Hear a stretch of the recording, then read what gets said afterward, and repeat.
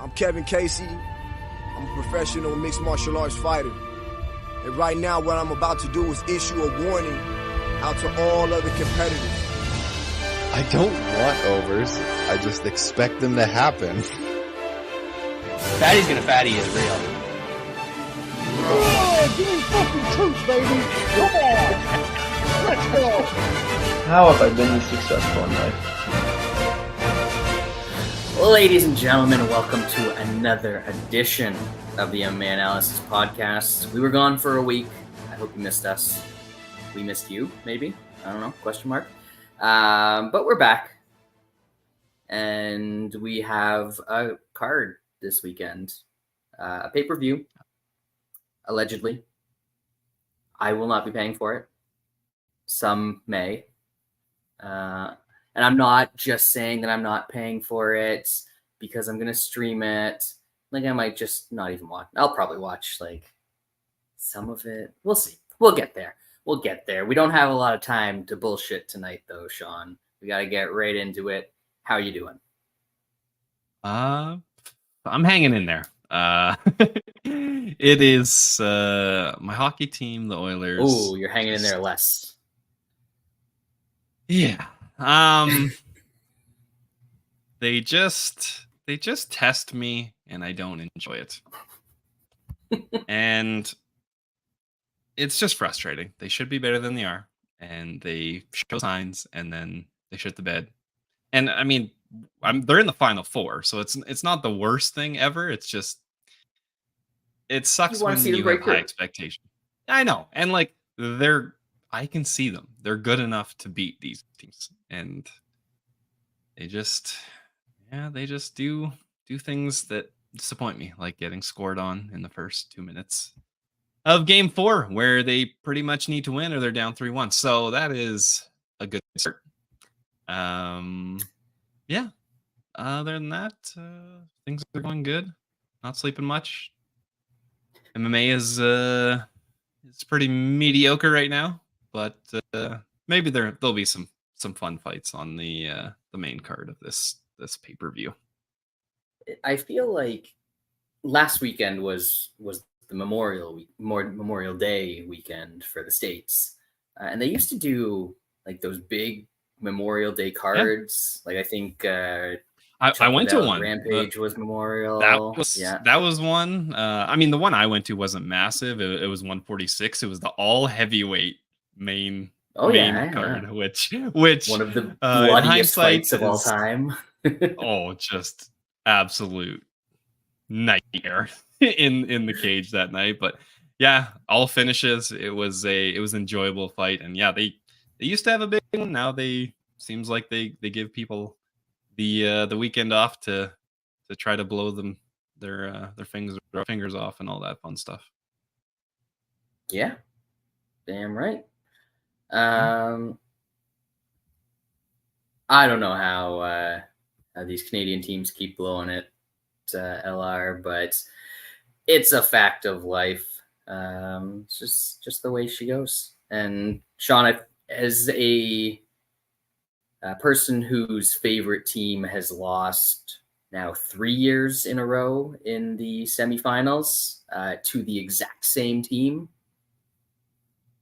I feel your pain. Just it feels like they should be able to get there, but they can't. So we'll potentially drown our sorrows in a West Coast triple IPA tonight. I know you've got the Buffalo Classic Labatt Blue going on. Even a classic. I've got some hooch. It's potent. Yes, it is. And the first sip was right after the old piece of chocolat, so it was extra bitter. But anyway, enough about that. Enough about our sorrows. I don't even have lacrosse to talk about anymore because NLL's done, college is done, PLL's starting, but we care about that one the least. So we're just gonna hop into UFC 302. Where is this one? Jersey? In Jersey. Fucking Jersey. They let Makhachev in Jersey? They let him in America? I find that hard Guess to so. believe. Yep. Fight, is that fight going to get canceled? Is it even going to happen? It will happen. Those damn open borders. They'll let anybody into this country. That country, I suppose. Anyway, we've got that in the main event. Mac and cheese. Poirier. Sean Strickland and Paulo Costa in the co-main, which should be fun. Well, hopefully it's fun. It could be very not fun if Strickland wins. And then downhill from there. But we're going to work our way up that hill, starting in the flyweight division. Andre Lima, Mitch Raposo. Do you know who either of these guys are, Sean? Don't really. Raposo lost to Hadley on the Contender Series and then decided to go on. Well, I mean, the UFC didn't sign him, so he went back on the regional scene and just decided to absolutely crush everybody in his path. How good are those guys? I couldn't tell you. Don't really care. Hopefully, Lima shows some shit here, but I don't care. I will pick Raposo because little guys, they're usually in close fights. Yet getting out grappled by Jake Hadley is a little bit worrisome because he's a good grappler but a terrible wrestler, and then the guys he's beaten then are 16-8 combined in the four guys that he beat, so not at the top of the heap. Lima's the fellow that won because his opponent got a little snackish, a little peckish in the cage, right? He's the one that got bit. Biting, disqualification, biting. And then he played with the meme and got it tattooed on himself. MMA in 2024. There you go. That is a terrible decision because, honestly, I already forgot that happened until I looked at his record because most of these aren't particularly memorable. I am going to pick whoever is the dog in Toutmaster, which looks like it's going to be Mitch Raposo, and that's quite a long line for flyweights who aren't great. But all flyweights in the UFC tend to be pretty good. So big line there. Big line. Women's bantamweight division, Jocelyn Edwards taking on Aylin Perez. Barn burner. Yeah, it is. If I were to play anything and I am scraping the bottom of the barrel on this card myself, I would play over 2.5. Neither of these women have, I guess, Perez got finished by Edgar, but all other fights that these ladies have been in the UFC have won the decision, so it's probably going there. Get minus 280. Might be parlay material. Get paid to at least if this is going to go over 15 minutes, but I really don't care. And I will pick Edwards because she is the dog. This would be one of those cases where I'd probably even advocate for taking the fight goes distance if you can find a book that has it at a better price, because I don't think those last 2.5 minutes are really going to mean a whole lot in this one. The books have kind of widened up, especially on these ladies fights. Bet online, it's minus 260 compared to minus 280 for 2.5 minutes. So at that point, you might as well just take the extra the 2.5 because 20 cents is not worth it. If you can find something like 230, 240, which there might be a book out there that has that might be worth it. I'll pick Edwards just because Perez is still very bad, even though she's on a 2-fight winning streak. Edwards also bad. I feel like she's slightly more physical. I don't know. I don't care. Next. Yep. What is next? Do we care about this one? Not really. Oh. Welterweight division, Mickey Gall and Basil Half-Ass. Yeah, Mickey Gall is not good. And Half-Ass is one of these fighters that we talk about where he comes in late notice and looks good against a pretty damn good fighter. And then we always question whether is that a real thing or was that just late notice and these guys are actually frauds.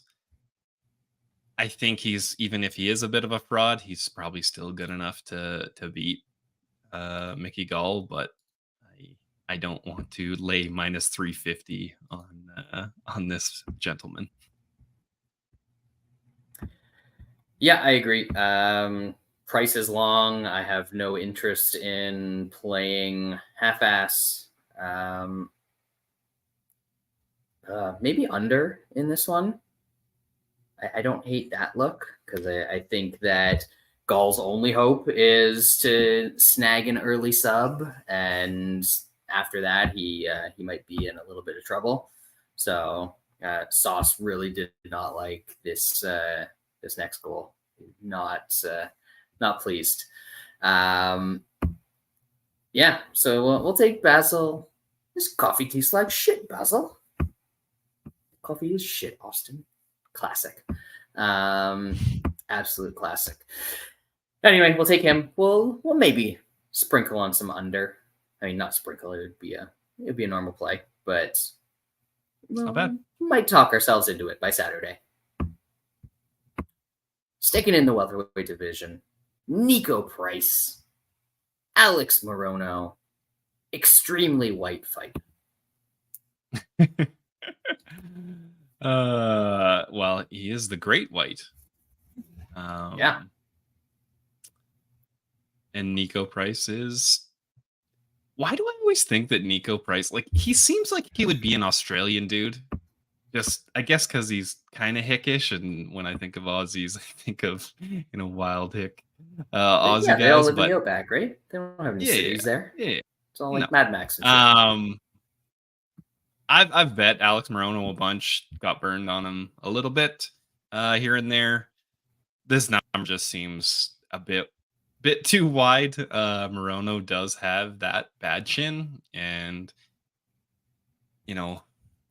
like we talked before on the podcast, Nico Price seems to be pretty washed.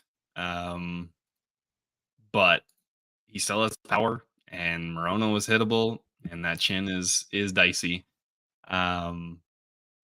I'm not putting money on Nico Price in 2024. I learned my lesson by laying on him against Robbie Lawler, and I got my just desserts.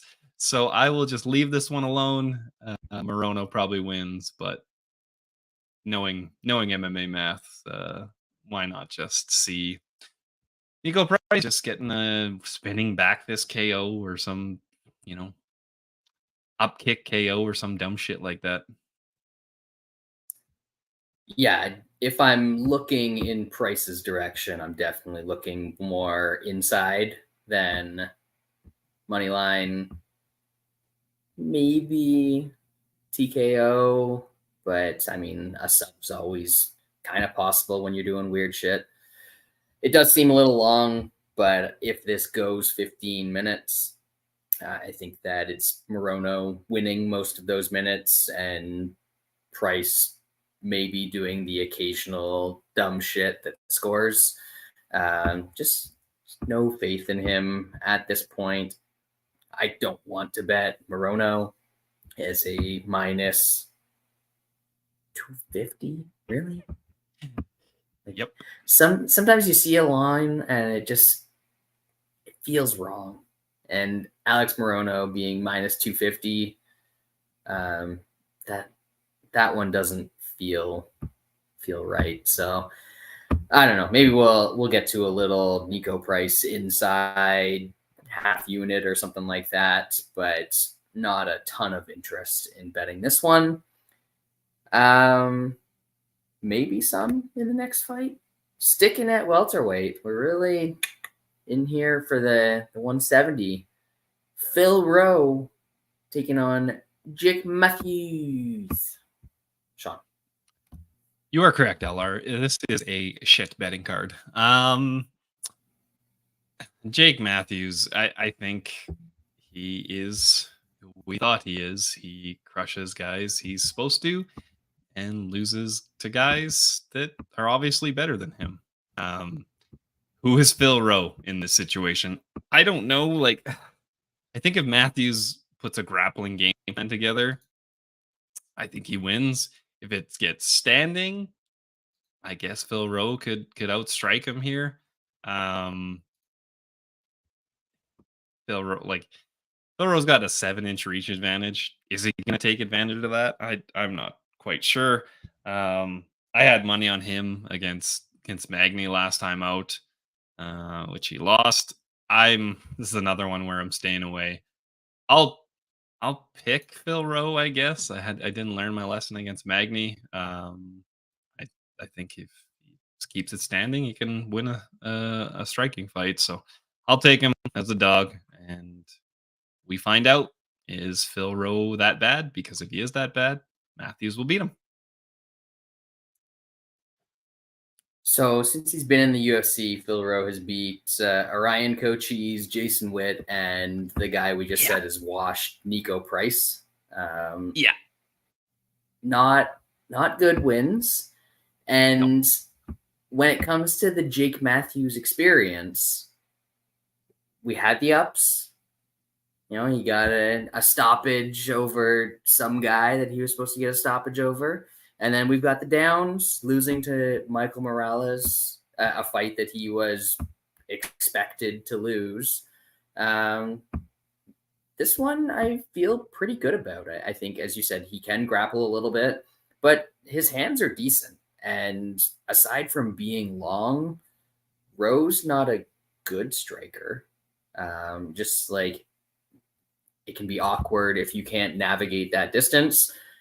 I think Matthews is probably improved enough that he can. So I'll take Matthews here. Don't love betting him with a minus sign behind his name or beside his name. So probably not going to end up on anything from that perspective. I don't know if there's a prop that I like, but I think we might just be passing on this one and picking old Jake Matthews. Lightweight division, Grant Dawson, Joe Selecki. Grant Dawson is big favorite. Big favorite. Just got melted by Bobby Green. Bobby Green could not even finish the dying, dead corpse of Jim Miller in the waning moments of that fight. And he melted Grant Dawson. He did. That ref could have stopped that Jim Miller fight, but yes, that he didn't melt Jim Miller, and exactly did that to Grant Dawson. Grant Dawson is a guy that he should be good. He wins a lot, but he also seems like he still kind of fumbles the bag when there's a bit of a step up. I think I can't remember what I had. I didn't have a side in that fight, Dawson Green. I think I had the total. I can't remember now, but him just getting waxed like that, like I don't know if the stage just got to him. That was his first main event, and he just gets waxed. That chin is sketchy. That cardio at times is sketchy. It's a lot. Should he beat Joe Selecki? Yes, he is the much more skilled fighter. But there's definitely big holes in his game. I'm not too sure if Selecki's going to be the one that catches him. So by striking anyway, I think this is going to be a grappling fight, and I think he's got to stuff some takedowns, get Dawson tired for him to have a chance to win. I'm going to pick Dawson. I don't know. I might throw a dart on old Selecki round 3 at like plus 3,300 or something. If we're looking for darts, some lottery ticket shit, then maybe that's something fun to root for. Ladies and gentlemen, we got him. Finally. It took like 5 years, but I finally fucking got that fraud Grant Dawson last time out. We did it. And now I don't have to fade him anymore. I don't think you enjoyed betting Bobby Green there very much. No, I think I had money line and decision there. I'm pretty sure. Nah. So the decision just a bit outside, but did not matter. So pretty happy about that one. And as much as I will point to that every time he fights from now until forever, that is not something I see Joe Selecki being capable of. Even like Bobby Green doesn't have a lot of power, but Joe Selecki doesn't have like a lot of striking. He's going to want to grapple here. If anything, Dawson might keep this one on the feet, which is weird considering how his last fight went. But I think he's got a pretty significant advantage, even just if talking about volume on the feet here, because Selecki's going to try and get you down, get to your back, and that's about it. And I think Dawson can avoid that. And you did mention it's possible that he gasses and is on life support in the third. So I don't hate that if you're looking for a way to play Selecki. But I think I'll probably just be staying away on this one. Even some of the totals are a little bit weird. I'm not sure if that over 1.5 at minus 195 at DraftKings is real. I'll have to check that out, because if that's the case, I'm definitely playing it. It might be. Bovada's got minus 200. We'll check it out while you're breaking down this next fight. But yeah, I think this is just going to go the distance. Probably Dawson winning a decision, but I will be rooting for anybody with a Selecki round 3 ticket in that one. Final prelim, middleweight division. Cesar Almeida, with his 5-0 record, he's got to be like a kickboxer or something, and he's taking on Roman Kopipop. This one should be fun. Oh yeah, I'm looking at his record here. Yeah. This should be fun. It's gonna be a striking war. I've faded Kopylov a bunch. I finally got him the last time, but I lost some money on him in the meantime. The obvious path to victory against him is grappling. It is, and I think forever will be, the path against him. His stand-up is come a long way since the early parts in his career, and I don't know if it's just fighting certain matchups where guys aren't going to grapple him and he can just be free to throw. Obviously, that's going to be the case here, so this should be a fun one. I don't really want to get involved in this fight because this has just meme shit. Who knows? One guy could have another guy hurt and the other guy gets cracked. I feel totally possible in this fight. Kopylov is a dog. I will pick him and probably lose money on that, or not money on that, but lose that pick because favorites have been cashing pretty well this year. Yeah, I think I'm not confident in anything in this fight. I will not be betting it. Kopylov has looked good on the feet, but I don't know if, like you said, it's just fighting guys who aren't good strikers, or if he's actually pretty good. I think he's okay. I think the fact that he's got so much more MMA experience than Cesar here probably bodes well for him. He's probably like the best attribute that he can have in this fight is to actually mix it up a little bit. Because I think you're going up against a guy that has a big time power advantage over you, and at some point is probably going to find a way to land. So if Kopylov can take it and keep up the volume, good for him. I'm just not confident enough in that to bet this one. I guess that means I'm picking Caesar. Main card time. Back to 170 pounds. Randy Brown, Lazadushku. Shaun, I don't know how far behind your TV is from mine. Very far. But things are happening. Things are happening. Yeah, I didn't lose money, I guess, last time out going against Elijah Dushku, but obviously it pushed, and I'm pretty sure the other part of those parlays failed anyway. But I finally saw it.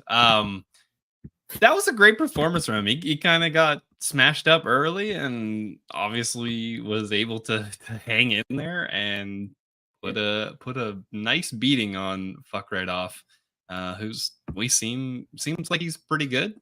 Maybe exposed him a little bit in that fight. I've never been a guy to bet Randy Brown. I think I've lost a bunch of money fading him. He's pretty good when he's not, if he's gonna strike in a fight, he usually does well. I think he probably has the bigger power. I think there's a chance that he could grapple a tiny bit in this fight just to switch it up. So I think Randy Brown has more ways to win. At like minus 175, minus 170. This card is rough. So I might look at putting him in a small parlay. I am looking in the opposite direction. There we go. I'm back on the old Eliza fan. I mean, we were kind of on it in the last fight. I think a few of us had the under in that one, which is like no clue how that didn't happen. But I don't see a lot of guys that are really going to maul him for a prolonged period of time on the feet. And Brown's probably going to land first because he does have that advantage. And Eliza's defense is not the greatest at times. But if he doesn't get him out of there right away, I think he's going to get dragged into a pretty good scrap, just like we've seen 1,000 times before from old Dushku. So I think I'm going to take him. I might look at the round 2, round 3 props in this one as well, because you can get 12s, 14s, places that are open right now, probably higher than that for the places to open later in the week. And I think this is going to be one of the more likely fun ones on the card. Don't hate the fight doesn't go either. You can get plus money on that. And I know you said that Brown might mix it up and grapple a bit. Even if he does that, he's got that like kind of sneaky submission game where he'll find weird stuff just because he's so long. Probably not against the old Dushku, but he's got ways to finish. And at some point, also, Eliza's just not going to be able to take it anymore, and somebody's going to get him out of there. So, happened before. Old Jangalang.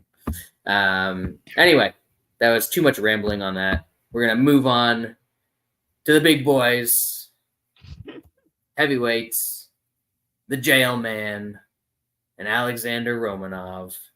Do you think Romanov is on good steroids now that USADA's gone? I don't think it matters. He's kind of just a tub. We wouldn't be noticed. He could be jacked as fuck under that body of his, and who knows? Yeah, I think this is gonna go. We're gonna get some fatties in this one. I think that the jailman is a better wrestler than old Romanov. We saw Espino was able to take him down a couple times. I think the jailman gets him down. I think he doesn't do too much. Even if he is a little more aggressive after that Curtis Blades fight and the Derek Lewis fight where he didn't do fuck all. Even with that being said, I think Romanov is a good enough grappler, especially early on, that I don't think he's just going to get quick subbed. So I think this goes long and it gets sloppy, and I don't know, who knows, maybe we finally get to see some Jailton Almeida striking. I don't know if that's going to be the case. I don't know if he's ever thrown a punch on his feet, but maybe this will be the fight. I will take the jailman to get it done. He might have a striking advantage in this fight.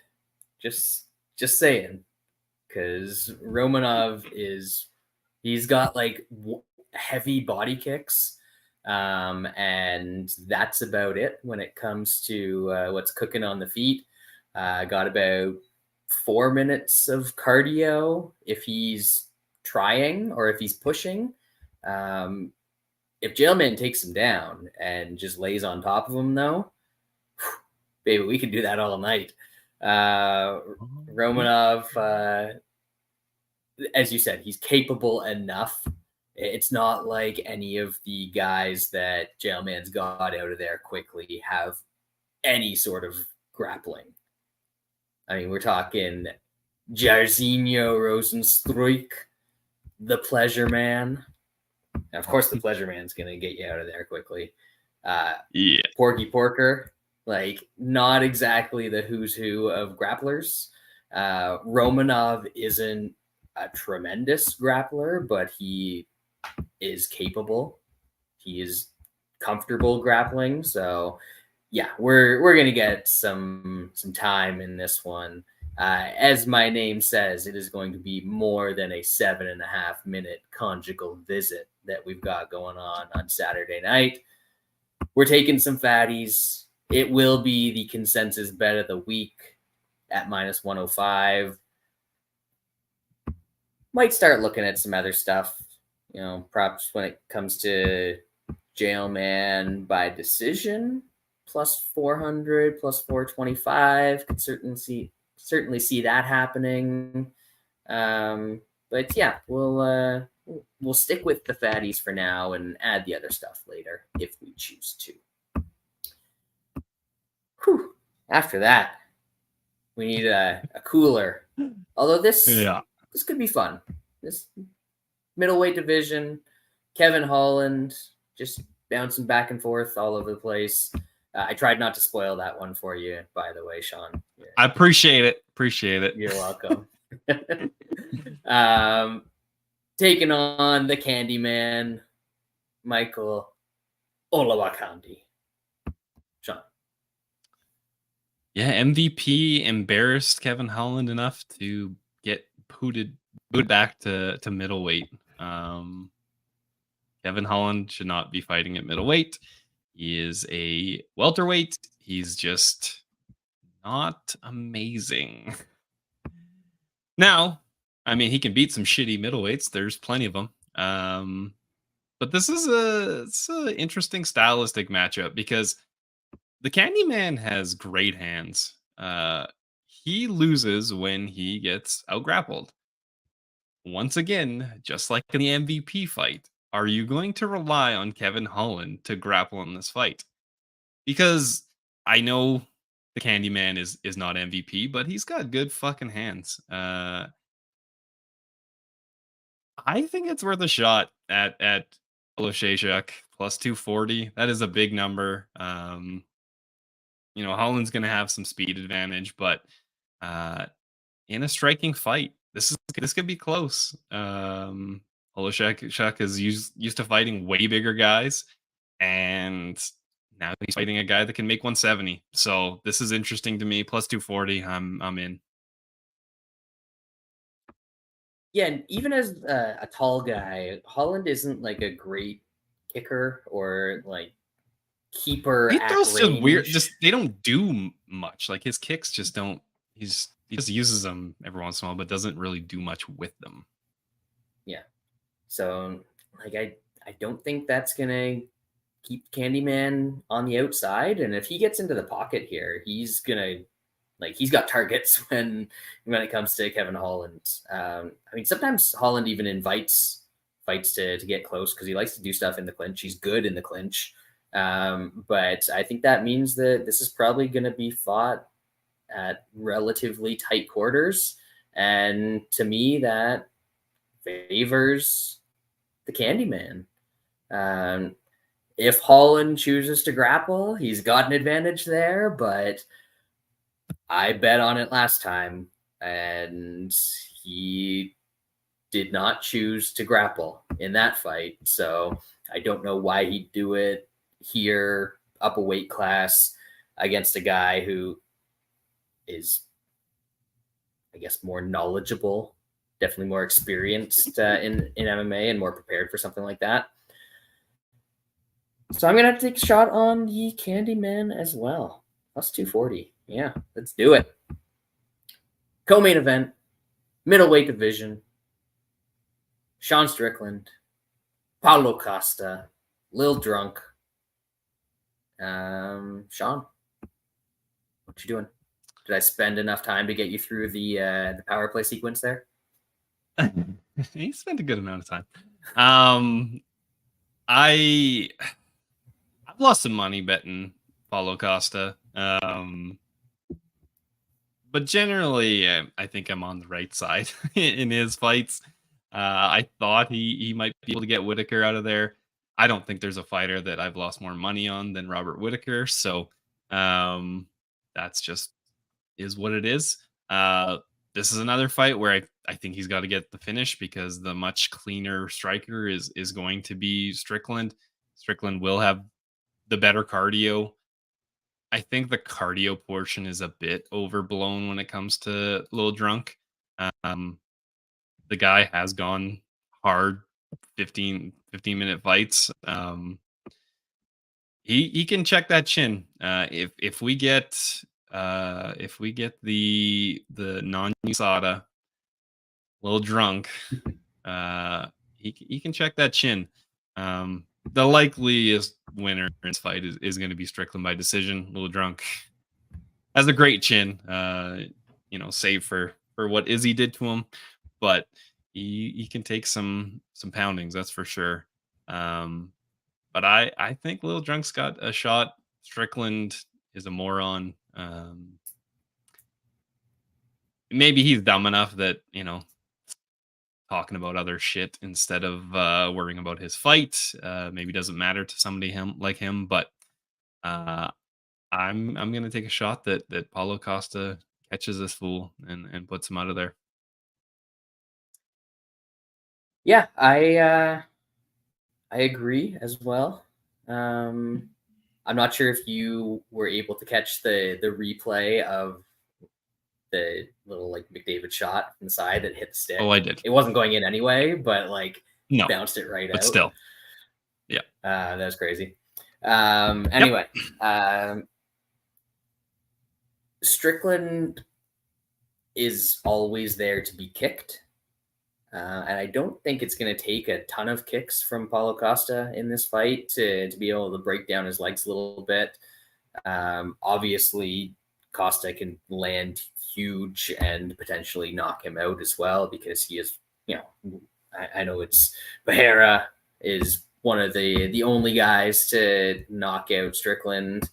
I think our boy Eliza Dushku did it back in the day. With a spinning hook kick or whatever, which was awesome.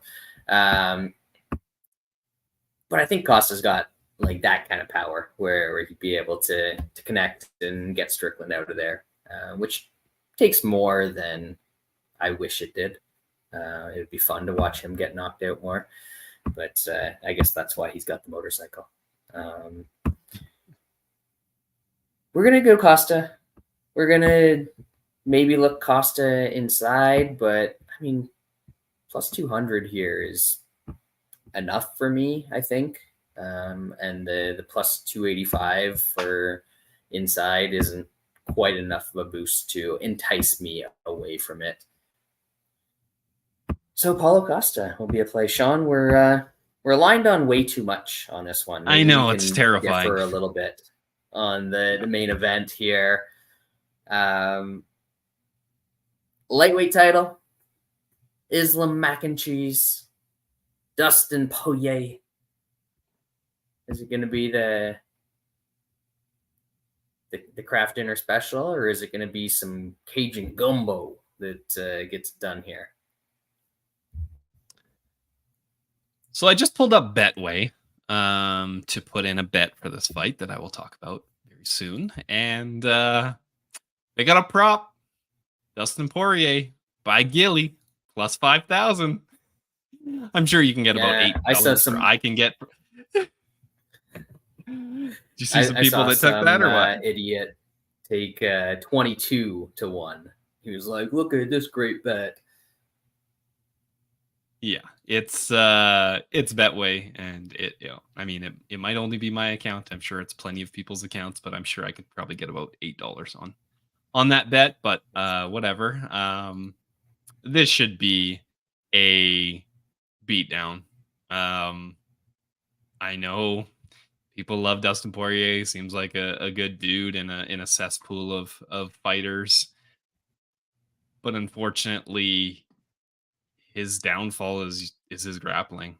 And if Makhachev is not a complete moron, which the most part he's shown good fight IQ, he is going to take down Poirier, and he is going to out-grapple him, and I believe he will eventually get a sub, whether that's an arm triangle or a rear naked choke or something like that.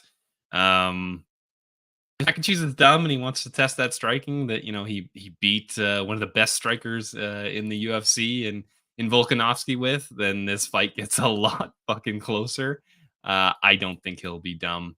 He's got Khabib in his corner this weekend. The game plan will be grappling.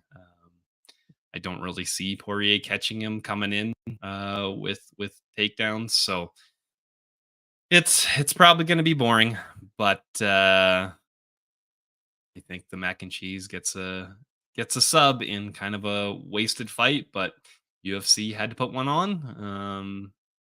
And at least next time out, we'll actually get a good matchup between Mac and Cheese and Saryukian in a rematch. I'm trying. We're down to $10. $5. You try it? I got $5. There it is. But it could be like anywhere up to like maybe 9, because it wouldn't let me do 10 and went down to 5. But yeah, I agree. Like this isn't an interesting fight for me. Maybe Mac and Cheese is like, hey, I took down Bronx in the first round, and then I struck with him in the second round, and that went really well, and got the knockdown into the sub. So he does the same thing against Poirier, except I think if he does that with Poirier, he's going to have a lot more to offer. So based on this extremely unlikely scenario that I've concocted in my head, I should play the Poirier later round stuff if I want to have something on this fight. That's what I'm going to do, but he's going to get worked over, I think, and I am not excited by it. And then after this fight, Mac and Cheese is going to be like, I want to fight whoever the champion is at 170, and then I want to fight DDP, and then like he's one of those guys that's gonna talk about all that shit and then take like the number 7 contender in his next fight. So I just I don't have any time for this dude, and he's managed by Ali. Nobody likes that dude. So, and that's honestly, I probably wouldn't dislike Mac and Cheese as much as I do if he didn't let Ali run his Twitter account. Yep. Because he just posts some dumbass shit on there. Anyway, I hope Dustin wins. But, like, hopes don't go well in this sport normally. Ozzy, glad to see that you could join us for a live show. You had a night off from crushing NBA doubles and shit. Doubles and all I see kinds from you all the time. Wild props. Yep. Yeah. Shaun, anything else we want to tackle before we get out of here? I know we had some. Obviously, we spurred on the Oilers talk by half paying attention to the show and half paying attention to the game. So apologies for people that are listening to this after the fact. Ignore all that shit. Doesn't matter. Yeah, but that would make some people some money. Anything you want? Yeah, I don't have much. Or do we want to just get No, not much. I think it's very funny that the UFC has to send Nick Diaz and Tony Ferguson over to the desert because they can't really build fighters anymore. So they have to use those guys to prop up a hilarious card. But yeah, that's going to be all kinds of sadness watching just old men who are way past their prime and have taken too much damage fighting. So that'll be fun. That'll be in August. So we got plenty of other fights to talk about till then.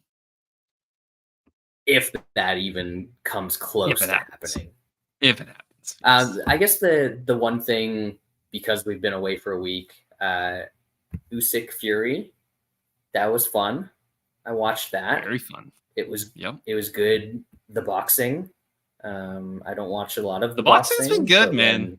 I know, like the Catterall Taylor fight. I watched a bit of that as well. That was good. Yeah. The Loma fight. I don't know if you watched the Loma fight. Yeah, Wes and I talked about that one. Yeah, like been a good time. There's more heavyweights this weekend, I believe, and then there's that like sad Jake Paul Tyson thing happening at some point. When is that happening? Yeah, after I hope it gets canceled because of whatever Tyson happened to Tyson. Yeah, medical episode. No. Not good. Yeah, but top end boxing is very good right now. Yeah. So if you're sick of watching shitty MMA, flip over to the boxing after it's usually done and enjoy the sweet science, because it is pretty good right now. I don't know if it's going to be like that for long, but enjoy it while it's at the peak. Just like in general, watch good things over shitty things and don't feel compelled to watch a UFC card just because it's a UFC card. Like, if it doesn't interest you, just skip it. That's what I do. And that's why we got through the show relatively quickly tonight, because it's taking some time. I get out of here then, Shaun. Let's let the people go and get back to the puck. And it's a brand new game anyway. So we'll see you guys next week with a brand new show.